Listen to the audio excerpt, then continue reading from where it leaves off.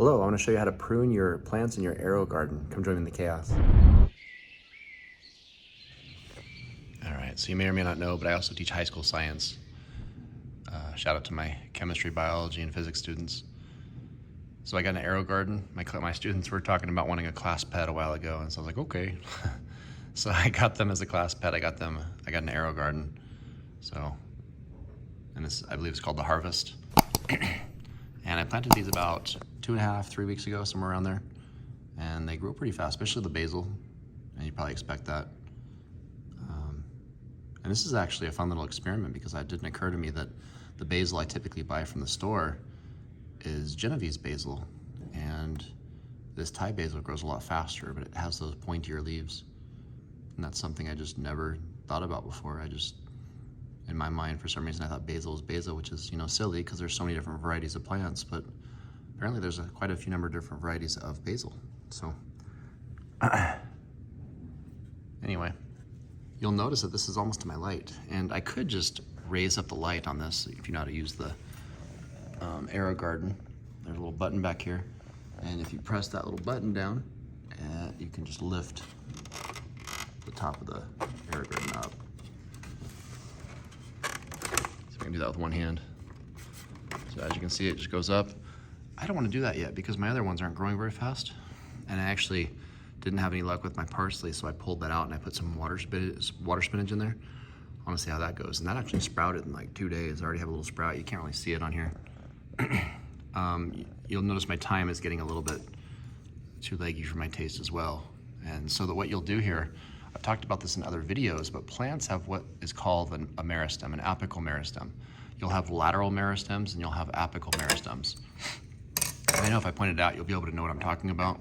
So the tip, where the new growth is occurring, as you can see up here, that's an apical meristem. If I was to cut that off, all these immature side shoots will gain all those growth factors that are being sent to those apical meristems will be rerouted to your little side shoots, and so the lateral growth will be fortified. And what'll end up happening, if I only prune this apical meristem right now and then don't prune again later, these side shoots will just grow outward and they'll look just like this. I'll just have really long side shoots coming out the sides.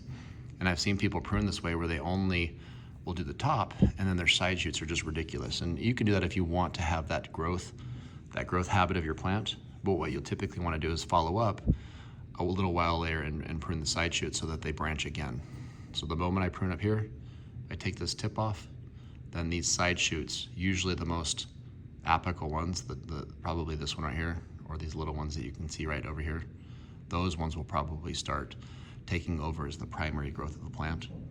And so what you'll want to do after those grow a couple nodes out, so where the branching is occurring, like this is a node, this is a node, down here would be a node. If you start getting too much growth where you don't want it to be, you'll want to just do the same thing again on those on that lateral growth, on those side shoots. You'll want to trim those to encourage the plant to make its shape a little bit more like what you'd expect. And in a small little AeroGarden like this, it's going to be almost like a bonsai. At least with my style, I'm going to be heavily pruning that just to make sure that it's basically going to form a little mini basil bush, and I want it to take up the space that's been allocated to that. And if you prune it right, you can get it to do that, but you might need to do some pruning every few weeks just to keep it so that it's staying in its area. And as you know, basil gets humongous, so that probably won't last very long. What I'll probably end up doing is moving the basil out to the side so it's not in the way, and then maybe even propagating some of it out. So I'll probably take some cuttings from the basil and see if I can root out those cuttings and then leave the mother plant in the AeroGarden and just plant the cuttings that I've rooted out from my AeroGarden and put them in my yard. Same thing with the thyme. Thyme's a lot easier to see because it just looks like a big long vine almost. And that's just because I've never pruned it. But if I just trim off that top meristem, which I'll see if I can get my scissors in here because this is tiny, tiny, tiny. So if I just get them in here, I can just take that apical meristem right off. So that's going to cause branching. Now that I've removed that little apical part, it should branch out. So this node, let me get something pointier with my fingers. This node right here will branch out This one will branch out, these ones will branch out. Mostly this apical one, the most upward, will branch out and form like a little branching crown, almost like a tree right there. And it's kind of fun to experiment. You kind of get a feel for how bonsai gardens might work. You know, I'm not a bonsai person. I've watched a few videos on it, but besides that, I'm not going to claim to know anything about bonsai. But generally with plants, as you prune them, you cause those apical parts that you cut off, all the nutrients that were going to those apical parts, those most outward parts, are going to get rerouted to other parts, other leaves. So in other words, now that I've removed that tip, this stuff's going to get nutrients that the tip was otherwise receiving, and this, and so that causes branching.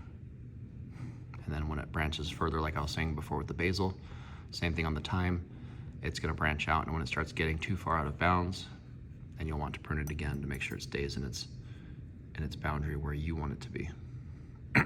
Again, you're the gardener. You got to teach those plants, you got to train those plants to do what you want. I'm kind of a chicken to do this cut because I don't want to mess it up. A lot of buds really close to each other, but if yeah, cool. I just didn't want to damage this position and this position because those are going to become my new apical buds. But yeah, that should work. Now that I've removed that, we should get some branching, and I'll probably do a little update in, I don't know, a couple weeks. But I hope that helps you to understand how to keep the plants in your AeroGarden pruned, or any plant that you want to keep small. It's a similar strategy. You just want to get them to branch out, and that's how you induce branching. All right, hopefully that helped you understand how to do this. Thanks for joining me in the chaos.